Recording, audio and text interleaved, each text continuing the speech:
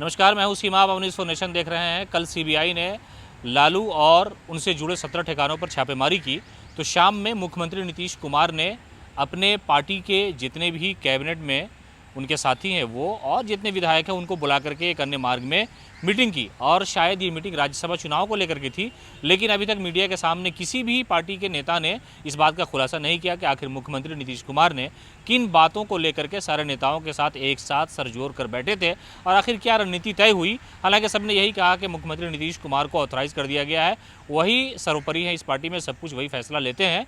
लेकिन आमतौर से आप देखते होंगे कि जेडीयू का पक्ष रखते हैं टीवी डिबेट में मेजर इकबाल हैदर खान साहब, वो हमारे साथ है। मेजर साहब, क्या मीटिंग हुई, कुछ पता है? आप बताइए न्यूज़ फॉर नेशन को। एक सामान्य प्रक्रिया है कि किसी भी पार्टी के नेता अपने कार्यकर्ताओं को बुला के मीटिंग करें, विभिन्न मुद्दों पर अपने माननीय विधायक लोगों को, माननीय मंत्रिमंडल के जो माननीय सदस्य होते हैं उनको, तो ये सब तो एक सामान्य प्रक्रिया है, इसमें कोई नई बात नहीं। अब रही बात जो आपका सवाल है कि राज्यसभा इशू पर मीटिंग थी, आपने जैसा कि अभी कहा, और उसमें क्या हुआ नहीं हुआ, तो इसका भी जवाब आप खुद दे रहे हैं। एक अनुशासित, एक आप अनुमान लगाते रहिए। आप एक बात ये साफ है कि जो भी संगठन या जो भी पार्टी अनुशासित होता है उसमें नेता का जो फैसला होता है, जो जजमेंट होता है, वो सर्वमान्य होता है और गैर विवादित होता है। अगर वो कार्यकर्ता है, समर्पित है, जिस दल जिस पार्टी में है, तो अपने नेता के लिए गए फैसले पर, अपने नेता द्वारा सुनाए गए फैसले पर कभी उंगली नहीं उठा सकता है।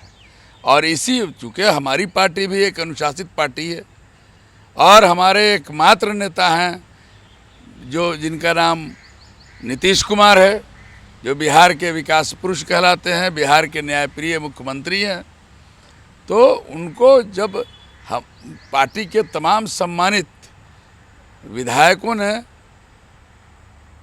आदरणीय मंत्रीगण जी ने जब अधिकृत कर दिया, तो इसमें कुछ नया तो है नहीं, ये तो होना ही था, ये तो हमारे पार्टी की परिपाटी रही है।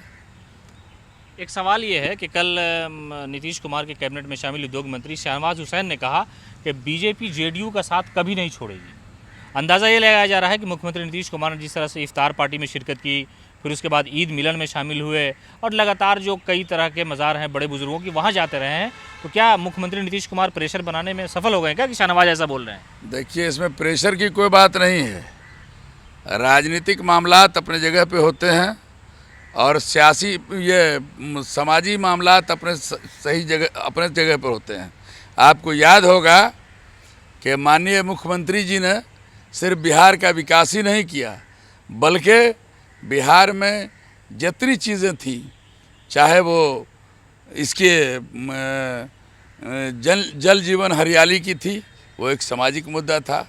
दूरगामी प्रभाव को देखते हुए हमारे नेता ने ये फैसला लिया कि जल जीवन हरियाली को भी मुद्दा बनाया जाए और इस पर काम किया जाए, इस पर सामाजिक संगठनों को लगाया जाए, हमारी पार्टी के कार्यकर्ता भी लगे, है ना। तो उसके बाद दहेज प्रथा, फिर बाल विवाह, शराबबंदी, ये सब क्या है? ये तमाम सामाजिक सरोकार से जुड़े मुद्दे हैं जिस पर माननीय मुख्यमंत्री का सदैव ध्यान रहता है। और जहाँ तक आपका सवाल है कि अफ्तार पार्टी में वहाँ गए तो एक प्रेशर का क्या असर पड़ा, ये प्रेशर नहीं है, ये समाज का एक हिस्सा है। समाज में जो व्यक्ति जीता है, समाज को जो आदमी सर्वोपरि, जो व्यक्ति सर्वोपरि मानता है, उसके लिए ये उसका एक मेजर पार्ट है कि वो हर समाज के सुख दुख में शामिल हों। और हमारे आदरणीय बिहार के विकास पुरुष मुख्यमंत्री माननीय नीतीश कुमार जी का देश और दुनिया में इसका कोई सानी नहीं है।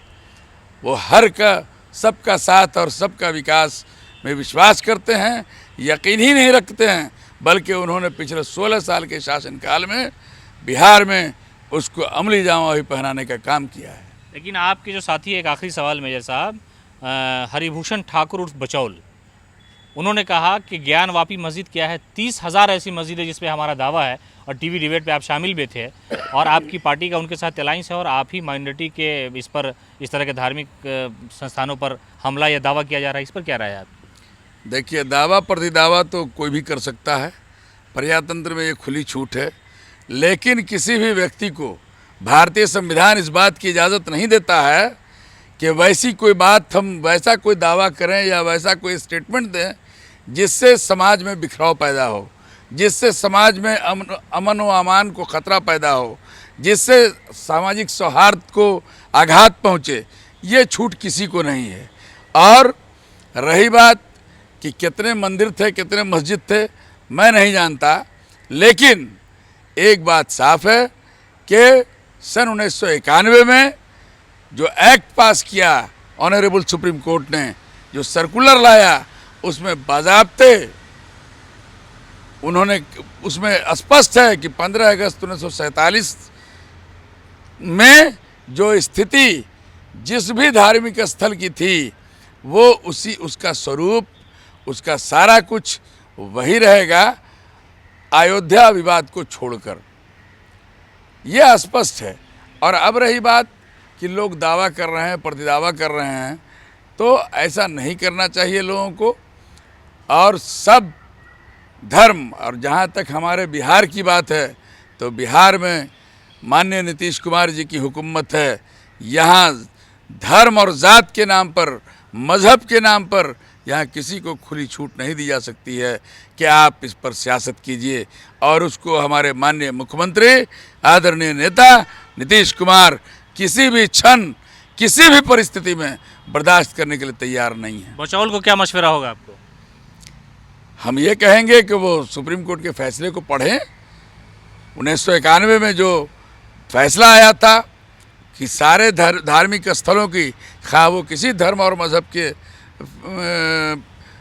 इबादतगाह हों, मंदिर हों, मस्जिद हों, गुरुद्वारे हों, चर्च हों, उनकी स्थिति यथावत रहेगी, एक अयोध्या बाबरी मस्जिद को छोड़कर। तो आपने सुना मेजर इकबाल हैदर खान ने कहा कि कई ऐसे सवाल हैं मुख्यमंत्री नीतीश कुमार को लेकर के, उन्होंने राज्यसभा का जो चुनाव है उसको लेकर जो मीटिंग हुई उस पर भी बात की।